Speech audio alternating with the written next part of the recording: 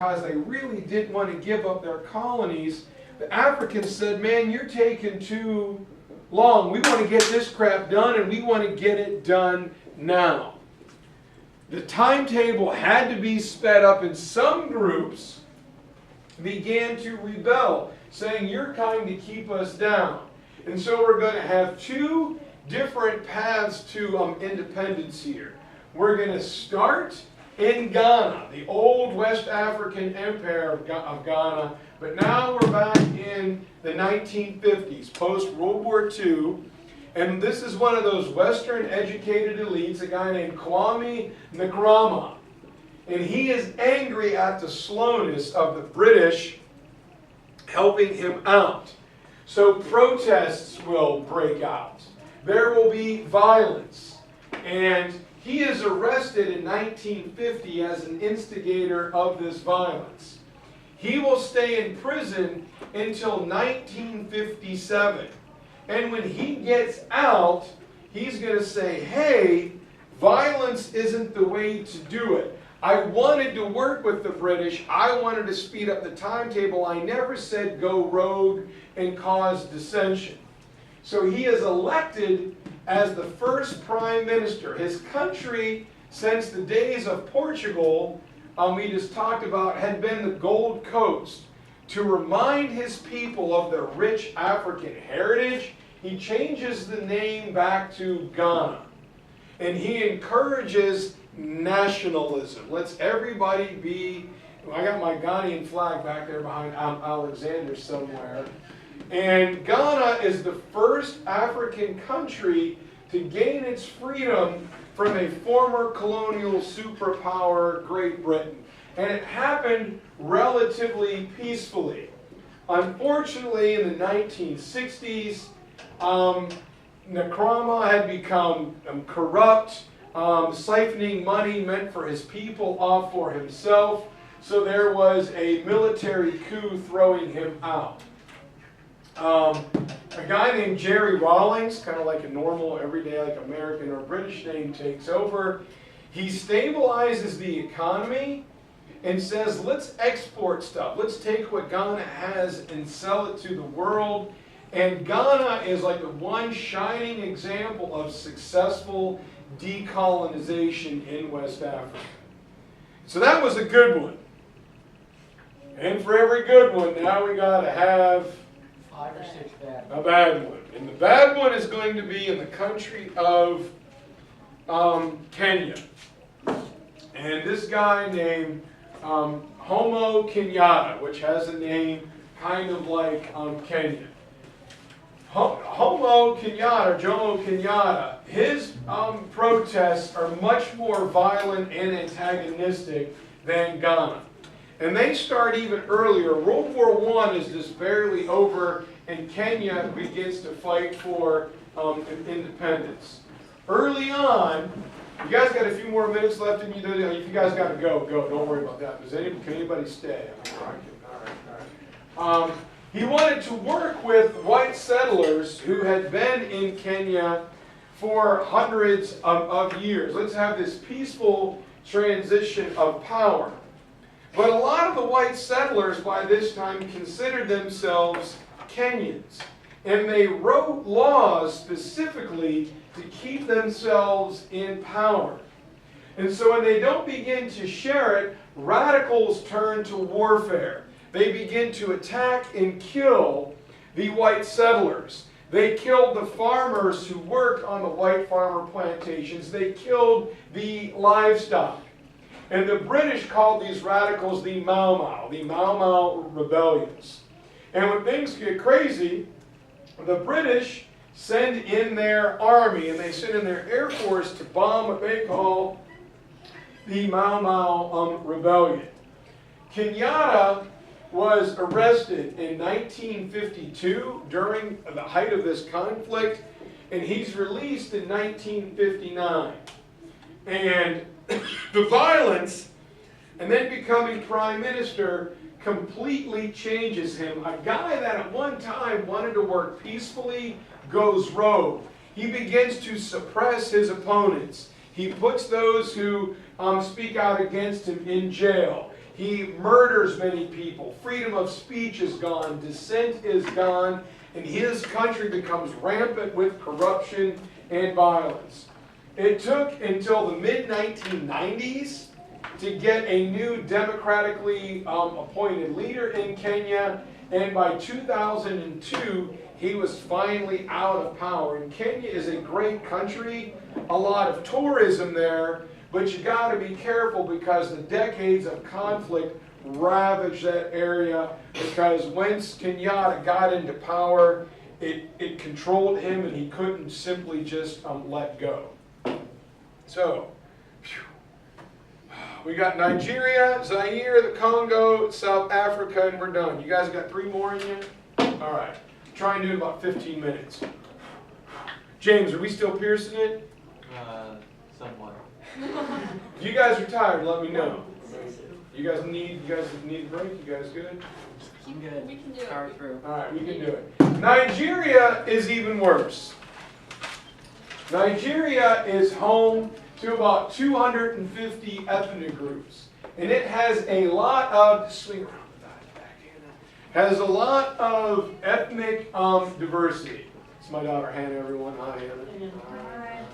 All right, and the 3 biggest are the Yoruba people in the south, who are Christians, and the Hausa Fulani in the north, who are Muslims. And you can see a religious war beginning to spread. The Hausa, who were actually the minority, will go down and massacre a bunch of the Christian Yoruba people. The Yorubas had backed themselves into a corner of the country very rich in natural resources like copper and oil. And they say, look, we want to create our own new country, Biafra.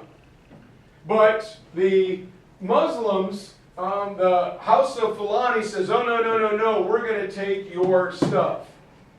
Nigeria, immediately after World War II, in the midst of all this war, had taken on a bunch of international loans because they were rich in oil. So they borrowed a bunch of money to set up oil refineries and export oil, but the war destroys all of that. And so Nigeria will go broke. So from the 1950s onward, different military coup, general this, colonel that, leads a revolution, a coup, and they take over. It was not until 1999 that Nigeria had free democratic elections. There was also an enormous drug problem coming out of Nigeria in the 1970s and 80s. It is still a very tense, war-torn area to this day. All of the effects are due to decolonization, and the Europeans say, just go for it. Nowhere is that more evident than in the old country of Zaire, Congo, King Afonso's country. So from the Portuguese to the Belgians to post-World War II, no African country has been more destroyed and pillaged than the poor country of the Congo. After World War II, the first prime minister is a guy named Patrice Lumumba. I just kind of like to say Lumumba. And the problem for Mr. Lumumba is that he turns and he makes the horrible call of siding with the Union Soviet Socialist Republics. He's going to work with, for Mia's sake, Mother Russia. And that's a horrible idea because the Soviet Union didn't have a clue. And Zaire turns to them during the Cold War. During all of this, we have a rival dictator named Mosi Tshombe. And Mosi declares that there's going to be a separate state of the country in the south. And he works with a military guy named Colonel Joseph Motubu, who will take the name Motubu Sese Seko. And the colonel here says, well, why am I working for this guy when I want to be in charge myself? So he simply captures Lumumba and has him executed. Lumumba, Patrice, is dead. And then Tshombe, the guy he's working for, winds up all of a sudden dead. And who takes over but Colonel Matobu Sese Seko. I vividly remember when he was spirited out of the country in 1997. After killing his two rivals, he strips his country of when he left, when he was run out of the country by international pressure. He left then Zaire with $23 billion worth of wealth. Precious rubies, diamonds, emeralds, oil, gold, silver, he stole from his own people that he massacred while they were living in poverty.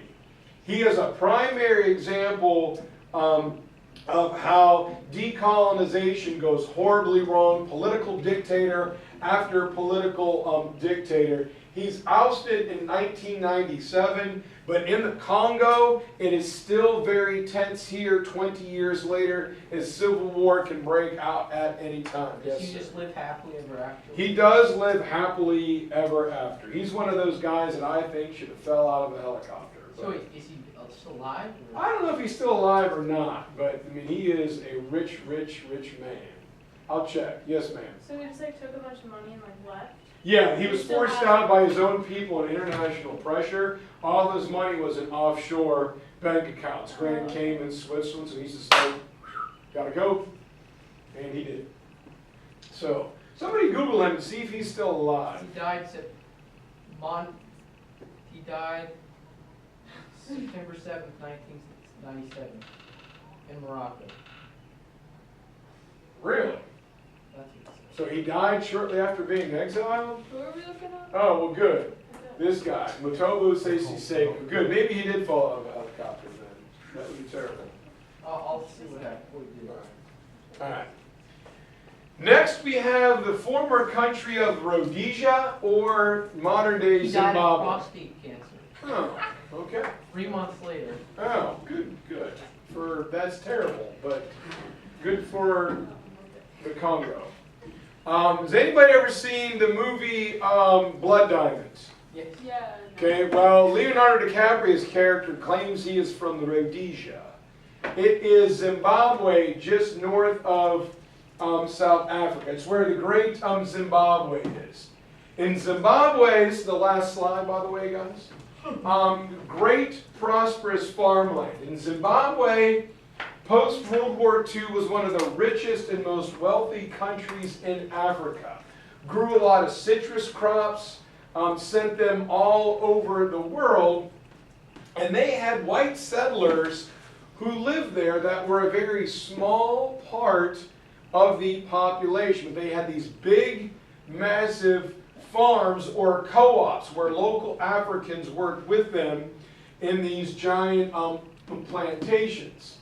They were pressured to give up their land after the war, but they said, no, we've been here for 300 or 400 years. We see ourselves as Africans. We're white, but we're still Africans.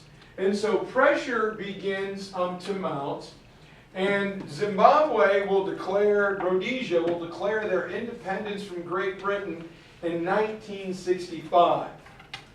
And they are agitated by a young man named Robert Mugabe, who will begin to lead an independence resistance movement. His movement gets out of control and it spills over into other countries, including South Africa. Once the people get the ball rolling, they cannot stop. They cut down. If your main crop is citrus farming, why would you cut down and destroy all the citrus trees? They ripped up all the irrigation pipe that watered the farmland. They killed some white settlers. They caused wanton destruction. And as a result, they caused mass poverty. The once prosperous, dynamic country goes backwards. The people with money, or a lot of the settlers, just fled. The United Nations had to impose sanctions on Mugabe and South Africa, but in 1980 he is inserted as the dictator, and immediately constitutional freedoms begin to go. Freedom of the press, gone. State-controlled radio and TV. Freedom of speech, freedom, you name it, it was gone. It becomes a small dictatorship. And sadly, it is still that way today. And the big elephant in the room in South Africa is the country of South Africa, who in 1948 will officially accept the policy of apartheid, which means a separation of the races, where the small white minority will govern the large black majority. There was a political movement known as the African National Congress. And what was going on is the black Africans were being shoved into things known as homelands. Homelands were like Native American reservations for like the Cherokee. We're going to move you from North Carolina and Georgia and make you live in Oklahoma. In 1962, at one of these homelands in the city of Sharpsville, the white police opened up and massacred a bunch of peaceful Africans living on this homeland reservation. That begins to build a groundswell of an independence movement led at the time, or assisted by a young man named Nelson Mandela, who was for angry, violent change after the Sharpsville massacre. He will be captured and sent to prison, where we know he spends 28 years in prison.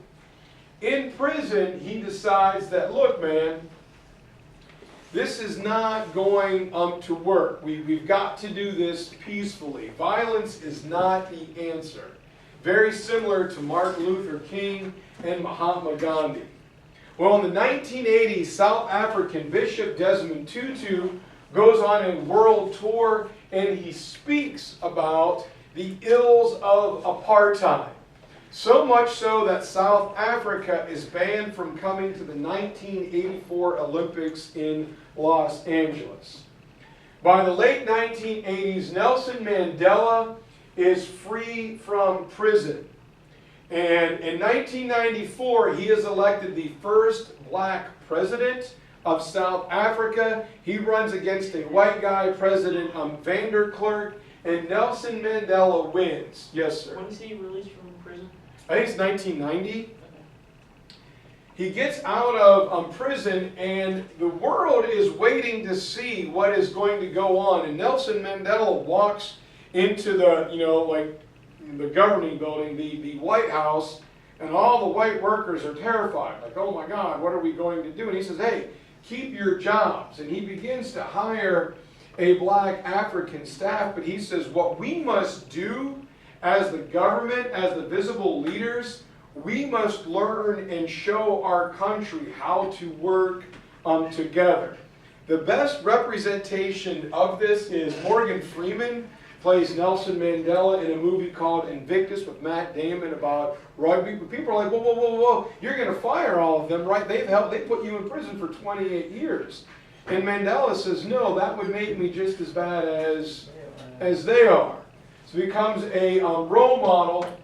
And Africa, as a result of imperialism and decolonization, still suffers from racism, religious intolerance, regional genocide, Sudan, Darfur, Uganda, being pillaged by poachers.